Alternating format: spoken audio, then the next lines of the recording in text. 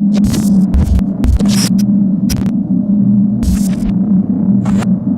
to Coaches Weekly. I'm CJ Sellner here with head baseball coach Mike Stosky. Coach, you guys come back 7-2 from a very tough road swing down in Florida. Thoughts on the week?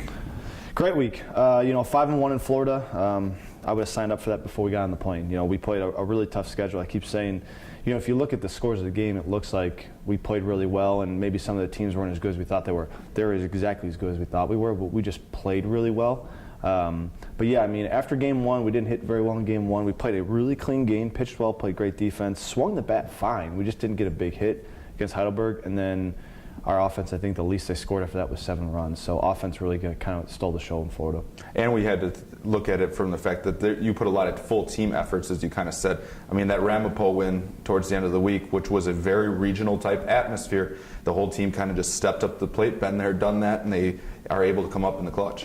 Yeah, I told the guys right after that was my favorite win of the season, not just because of the heroics and how fun it was at the end, but we didn't hit great, and we didn't pitch great, and we didn't run the bases great, and we won.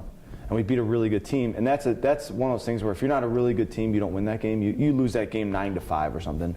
But we're a really good team. We found a way to win with our C game and against a regional opponent, against a team that has gone to the World Series. So that kind of showed us where we're at. It showed us that this team can win a bunch of different ways, and that was just another way against a really good team.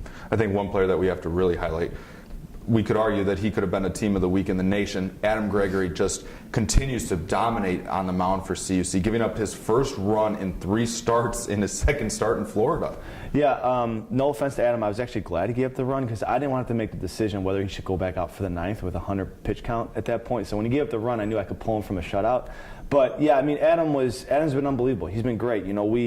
The offense did a tremendous job against St. John Fisher, and we scored a bunch of runs early, and we got to only have him used for 5 earlier in the week, so he was fully rested for College of New Jersey, and man, did he step up again.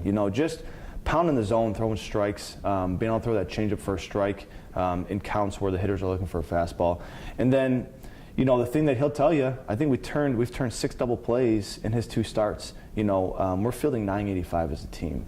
So I give all the credit to Adam Gregory for what he's done on the mound, but he will probably in turn give the credit to the guys behind him because those guys have really picked it for him when he's been pitching. Speaking of the guys behind him, Andrew Massey, Joe Silver, a couple of the highlights at the top of that batting order that, like you said, came alive after Heidelberg, scoring no less than 7 the rest of the week, and they're getting back to the scary team that they were. We saw the WWE gift that you posted afterwards. That's kind of the synopsis of where this team's headed. That's exactly right. If our 2 and 3 are hitting like that, and you got guys like Mitch Wilson behind him and Brady Roberts behind him, if Joe and Massey are on base as much as they have been, we're going to be the team that scores 7, 8, 9, 10 runs a game. And we just joked about it off camera. We're 7-2, beating 4 ranked teams, and our best players 0 for 16. We're in a pretty good spot. What happens when Brian starts hitting? And he will. We all know he will. It's just a matter of time. So it's nice that those 2 seniors, Joe and Andrew, are able to kind of really step up, and then you got the guys behind them. So I said we beat College of New Jersey because the middle of our lineup was on base, and then the back end of our lineup did a really good job of having great at-bats and getting those guys in. You guys head into another regional type week. You guys take on Wartburg and St. Thomas twice over in Waverly, Iowa. Kind of your preview of the week. Yeah, it's going to be no different than this week. We're set up for, our pitching is set up, we're fully rested, our bullpen's fully rested. I think that our offense is starting to solidify itself into a certain lineup. We've been able to play 12 to 14 different guys at any given time depending on the matchup.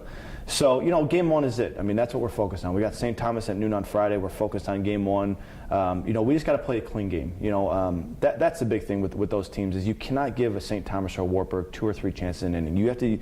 They have 3 outs. You have to use your 3 outs, and you have to get back to offense. So when you don't make the plays or you walk a few guys, that's when those guys can come up and bite you. So 2 really well-coached teams, 2 nationally ranked teams, both picked to win their conference. It's going to be a fun weekend, and hopefully some temperatures raised so it's not too cold. Well, we look forward to seeing you guys out on the field. Cougars take to the field in Waverly, Iowa this weekend. You can find all the live links at cucougars.com.